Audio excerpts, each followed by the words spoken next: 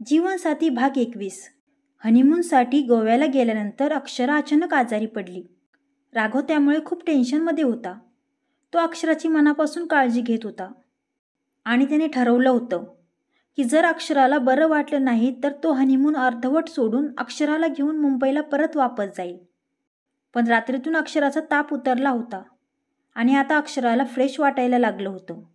तरीही राघव काळजीत होता. पण अक्षरानेच त्याला समजावलं की ती आता एकदम ठीक आहे आणि जर तिला परत काही वाटलं तर ती त्याला लगेच सांगेल.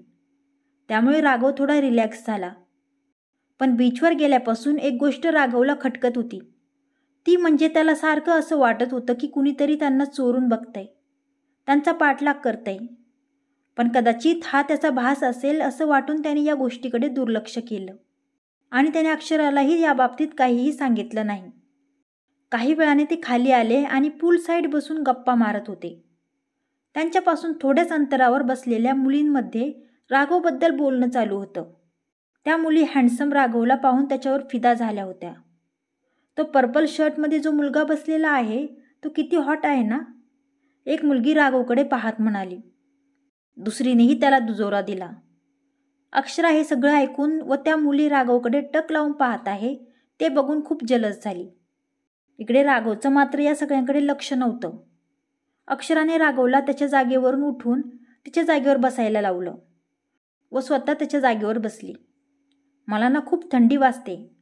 तिने जवळची ओढणी आपल्या अंगावर गुंडाळून पडद्यासारखी ताणून धरली जेणेकरून त्या मुलींना राघव दिसू नये. पण त्या मुली अजूनही इकडून तिकडून डोकावून पाहण्याचा प्रयत्न करत होत्या. राघव आश्चर्याने अक्षराकडे पाहत होता.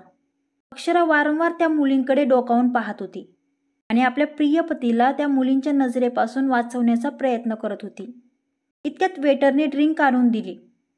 पण अक्षरा अशा विचित्र पोझिशनमध्ये बसलेली होती की ते कोल्ड्रिंक हातात घेताना तिच्या अंगावर सांडलं. तिला वॉशरूममध्ये जाण्यासाठी उठावं लागलं. राघवने तिला लवकर ये म्हणून सांगितलं. त्याला हो म्हणत ती वॉशरूमच्या दिशेने निघाली. त्या मुली अजूनही राघवच्याच दिशेने पाहत होत्या. त्यांनाही समजलं होतं की अक्षरा त्यांना पाहून जलद झाली आहे. ती तणतणत पाय आपटत त्यांच्या जवळून गेली. ती जाताच त्या मुली मोठ्याने हसायला लागल्या. राघव मात्र त्या मुलींकडे वळूनही पाहत नव्हता. तो आपलं कोल्ड्रिंक पीत समोर बघत बसला होता. त्या मुलीमधल्या एका मुलीने दुसऱ्या मुलीला राघवला पटवून दाखवण्याचं चॅलेंज दिलं. दुसरीनेही ते ॲक्सेप्ट केलं व ती लगेच राघवच्या दिशेने निघाली आणि त्याला हाय म्हणत ती अक्षराच्या जागेवर येऊन बसली. राघवने फक्त मान हलवली आणि परत दुसरीकडे बघायला लागला. ती मुलगी स्वतःचं नाव सांगत आणि राघवचं नाव विचारून त्याचं लक्ष आपल्याकडे आकर्षित करण्याचा प्रयत्न करत होती. पण राघव मात्र तिला फक्त आपलं नाव सांगून परत दुसरीकडे बघायला लागला. तो आपल्याला भाव देत नाही हे पाहून तिचा चेहरा उतरला होता आणि तिच्या मैत्रिणी पाठीमागून तिला थम्स डाऊनचा इशारा करत होत्या. शेवटचा पर्याय म्हणून ती मुलगी उभी राहिली आणि चक्कर येण्याचं नाटक केलं. तिला चक्कर आलेली पाहून राघव पटकन उभा राहिला व तिला पकडलं. तुम्ही ठीक तर आहात ना? मी तुम्हाला तुमच्या मैत्रिणींजवळ सोडतो. तो तिच्या खांद्याला पकडून तिला तिच्या मैत्रिणींकडे घेऊन जाऊ लागला. ती मुलगी खाली मान करून विजयी हास्य हसत आपल्या मैत्रिणींकडे पाहत होती. इतक्यात अक्षरा परत वापस आली. त्या मुलीला राघवच्या इतकं जवळ पाहून ती आ वासून त्याच्याकडे पाहायला लागली. त्या मुलीला तिच्या मैत्रिणींजवळ बसून तो पुन्हा आपल्या जागेकडे निघाला. He is so hot. मागून त्या मुलीचं वाक्य ऐकून तो थबकला. अक्षरा लगेच त्याच्याजवळ आली आणि त्याचा हात पकडला. हे काय चालू होतं? तुम्ही त्या मुलीला पकडून का चालले होते? ती रागावून म्हणाली. अक्षरा त्या मुलीला चक्कर आली होती म्हणून तिला तिच्या मैत्रिणींकडे नेत होतो. तो सहज म्हणाला. कुठे चक्कर आली आहे तिला? आता बघा कशी खळखळून हसत आहे आणि तुम्हाला इशारेही करत आहे. अक्षरा तोंड फुगवत म्हणाली. अक्षरा जर ती मला इशारे करते यात माझी काय चूक आहे?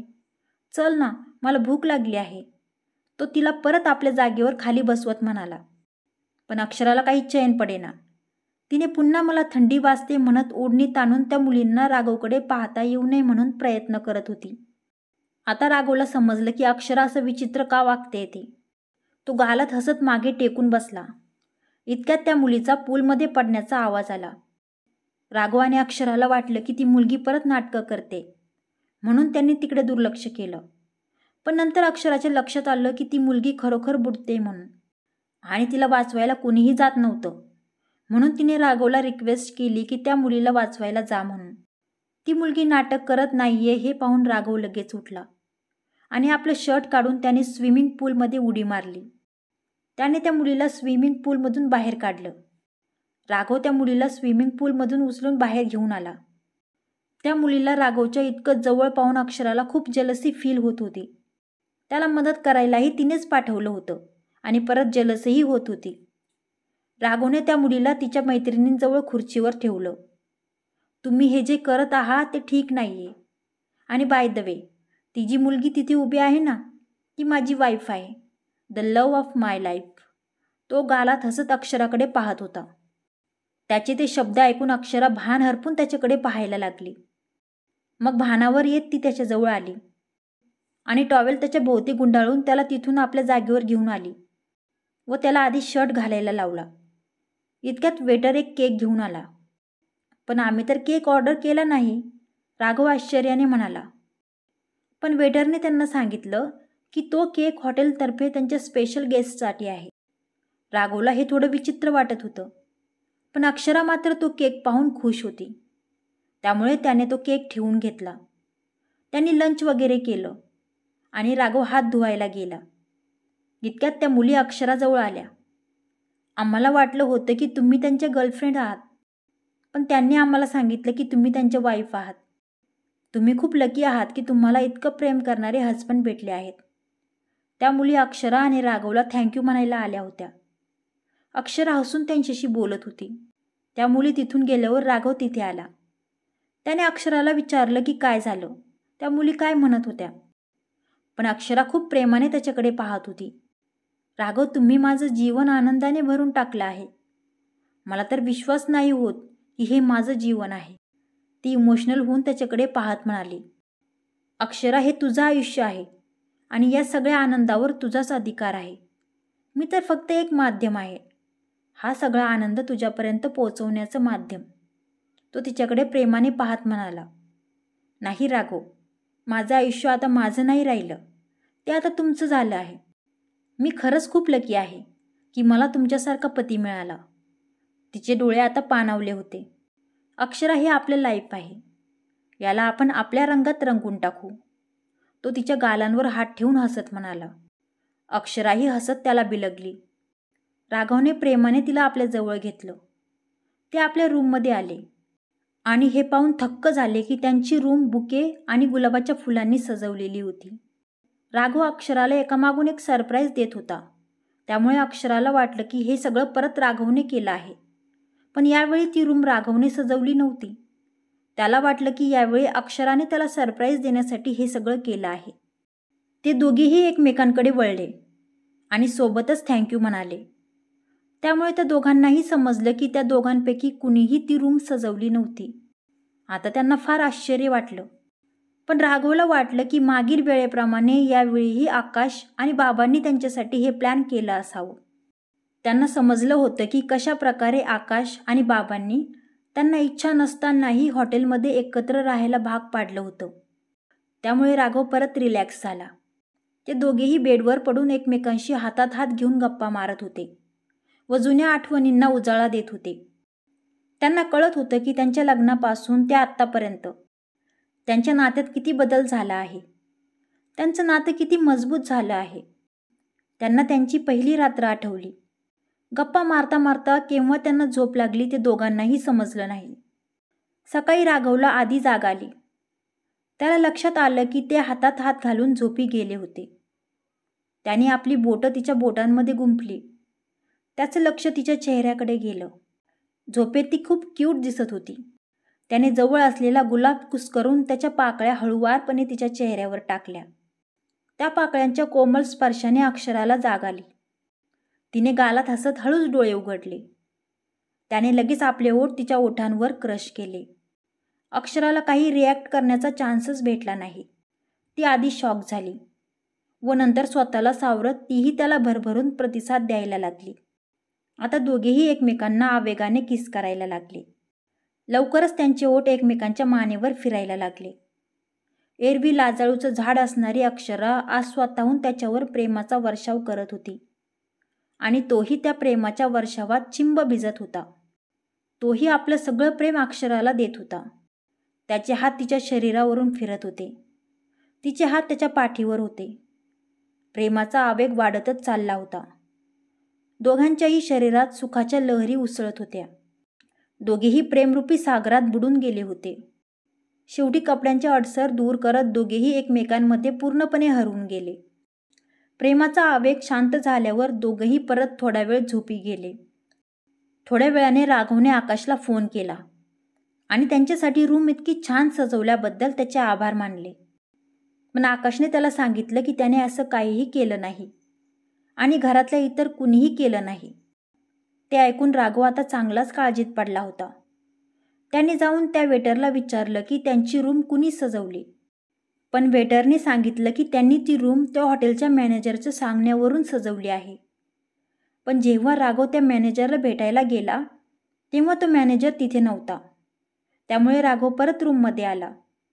पण त्या मॅनेजरला भेटायचा निश्चय त्याने केला होता. अक्षराला टेन्शन येऊ नये म्हणून त्याने अक्षराला ते सांगितलं नाही. त्या दिवशी दुपारी राघव अक्षराला शॉपिंगसाठी घेऊन गेला.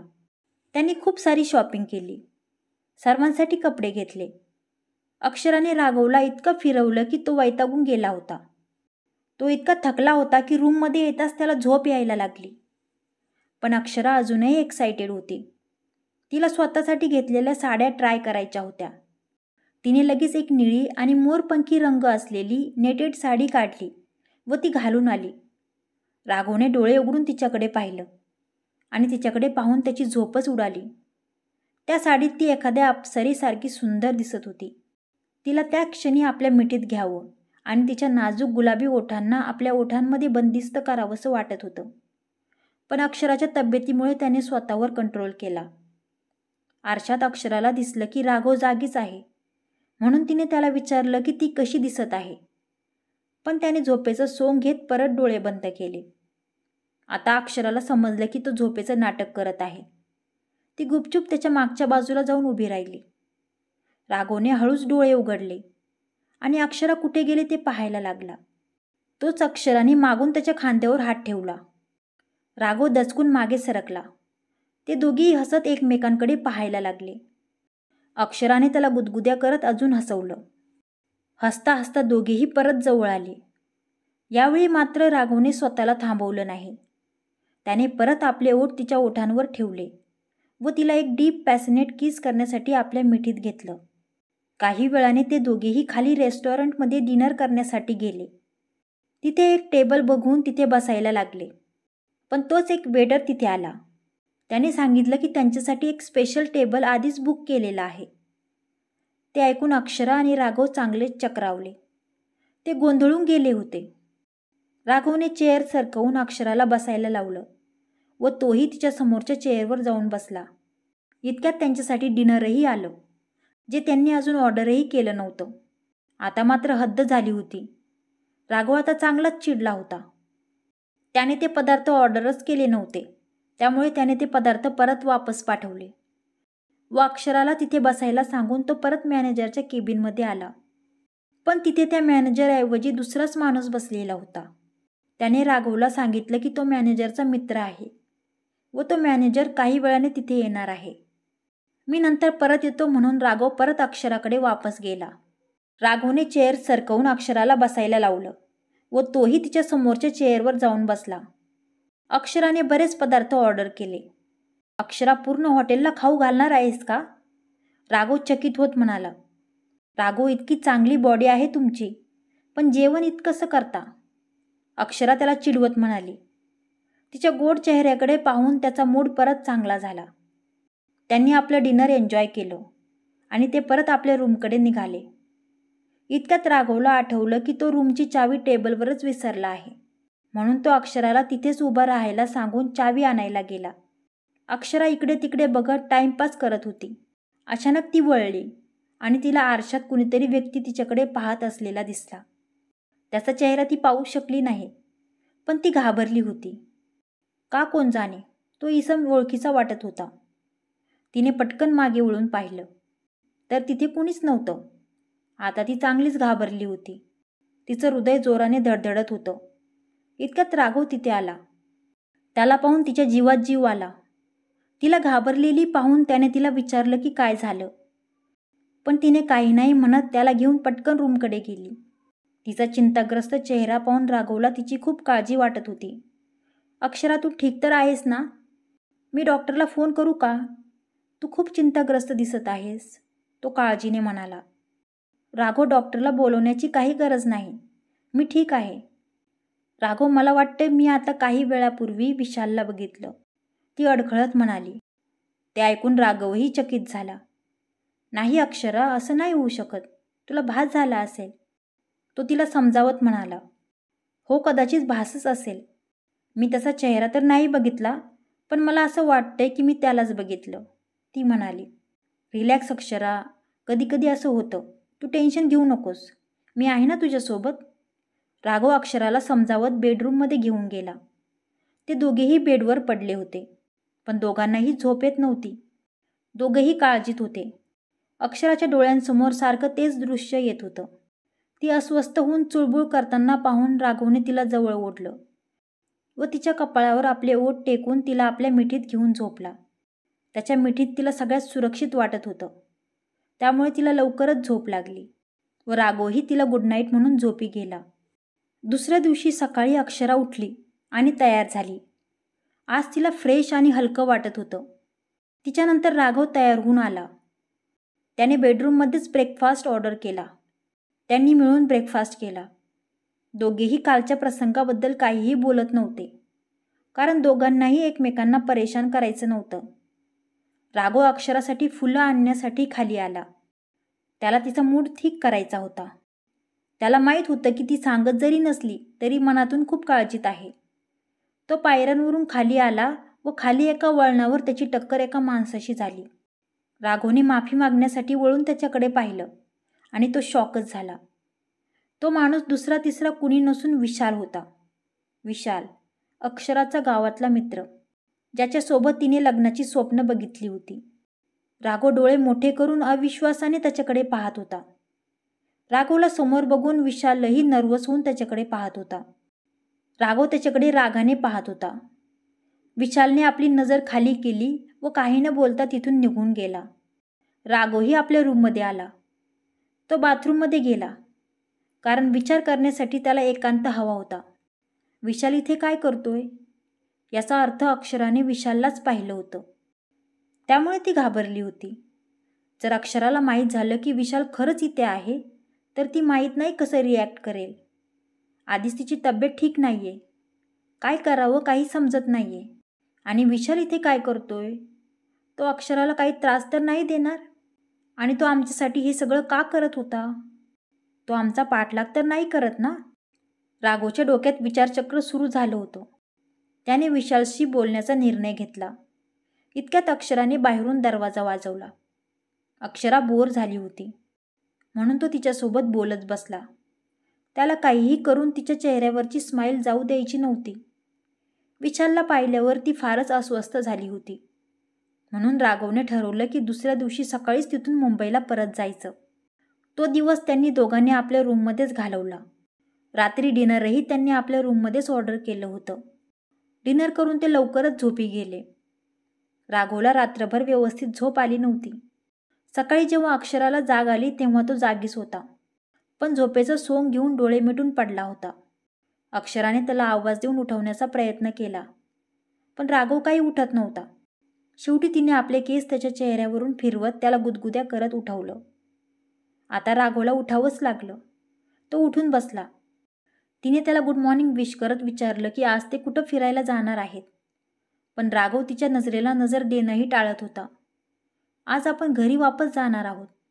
तू एक काम कर, आपलं सामान पॅक कर, आपण लगेच निघणार आहोत. अचानक घरी जाण्याचं ऐकून अक्षरा चकित झाली.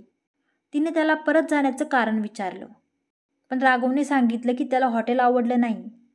अक्षराने त्याला सजेस्ट केलं की त्याला हे हॉटेल आवडत नसेल तर आपण दुसऱ्या हॉटेलमध्ये जाऊ, पण राघवने तिला समजावलं की आपण पुन्हा केव्हा तरी वापस येऊ, पण आता आपल्याला घरी परत जावं लागेल. अक्षराने त्याला समजावण्याचा प्रयत्न केला, पण राघव परत जाण्याचा हट्ट धरून बसला होता.